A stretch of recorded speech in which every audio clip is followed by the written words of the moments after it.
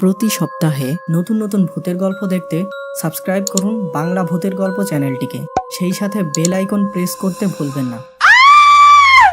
ওই অ্যাম্বুলেন্স থেকে খুব ভয়ঙ্কর কণ্ঠে কে যেন আমাকে ডাকলো। হঠাৎ অ্যাম্বুলেন্সটির জানালা খুলে গেল এবং সাথে সাথে এক উৎকট লাশ পোড়া গন্ধ আমাদের গাড়িতে প্রবেশ করলো। বন্ধুরা, আজকের গল্পটি পাঠিয়েছে বাংলাদেশ থেকে ইফশিতা শবনম। এর আগে তার পাঠানো দুটি সত্য ভূতের ঘটনার ভিডিও আমাদের চ্যানেলে আছে। রাত তখন 1টা। আমরা একটি প্রাইভেট গাড়িতে করে ঢাকার উদ্দেশ্যে ছুটে চলেছি।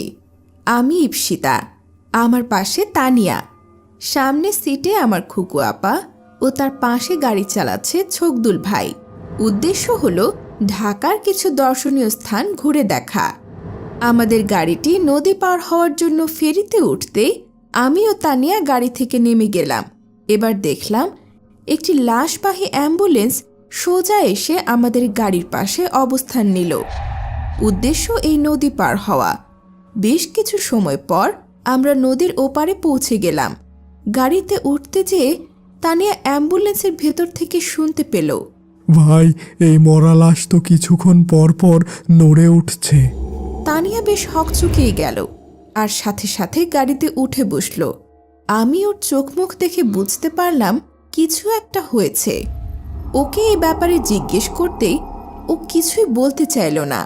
এবার আমি ওর হাত চেপে ধরলাম এবং বুঝালাম যে ওর সাথে কি হয়েছে তা আমাকে বলা লাগবেই। এবার তানিয়া আমাকে ওই অ্যাম্বুলেন্সের ঘটনাটা বলল। শুনে আমিও বেশ হতবাক হয়ে গেলাম। খুকু আপা খুবই হাসির মানুষ। তিনি যেখানেই যান হাসি ঠাট্টার মাধ্যমে জমিয়ে রাখেন।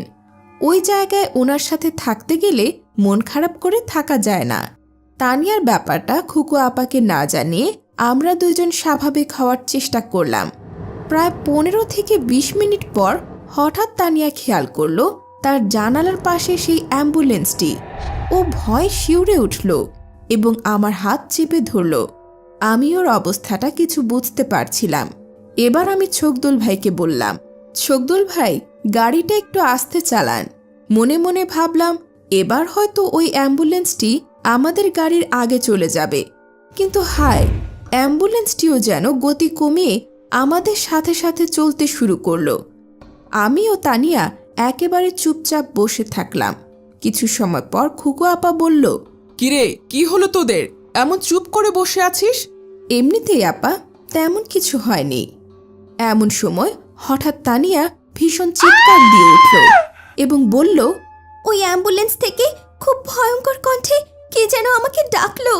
আরে, কি বলছিস তুই? ইপসিতা, সব খুলে বলতো আমাকে। আমি তখন আপাকে ওই ফেরি থেকে শুরু হওয়া সমস্ত ঘটনা খুলে বললাম। আপা আমার কথা শুনে বেশ চিন্তিত হয়ে গেলেন। আমরা যে রাস্তায় চলেছি তার আশেপাশে কোনো দোকানপাট খোলা ছিল না। কিছু পরে একটি দোকানের সামনে আলো দেখে ওইখানে আমাদের গাড়ি থামাই। দোকানটি অবশ্য বন্ধ ছিল। আমাদের গাড়ি থামাতে অ্যাম্বুলেন্সটিও আমাদের ক্রস করে সামনে চলে গিয়েছে। সকলে গাড়ি থেকে বেরিয়ে বাহিরের নির্মল হাওয়াতে স্বাভাবিক হওয়ার চেষ্টা করলাম। হঠাৎ একটা ধুলোবালি সহ দমকা হাওয়া আমাদের ঘিরে ধরল। দ্রুত আমরা গাড়িতে উঠে বসলাম এবং সেই সাথে ছকদুল ভাইও গাড়ি চালিয়ে দিলেন। বেশ কিছু সময় পরে সামনে আবার ওই অ্যাম্বুলেন্সটি রাস্তার পাশে দাঁড়িয়ে আছে। মনে হচ্ছে ওই অ্যাম্বুলেন্সটিতে কোনো সমস্যা হয়েছে। অ্যাম্বুলেন্সটির পাশ দিয়ে যেতেই হঠাৎ অ্যাম্বুলেন্সটির জানালা খুলে গেল এবং সাথে সাথে এক উৎকট লাশ পোড়া গন্ধ আমাদের গাড়িতে প্রবেশ করলো এবং সেই সাথে ওই অ্যাম্বুলেন্সটির ভেতর থেকে একটি বাচ্চার কান্না ভেসে আসলো। এদিকে পোড়া লাশের গন্ধে আমার বমি ঠেলে আসছিল।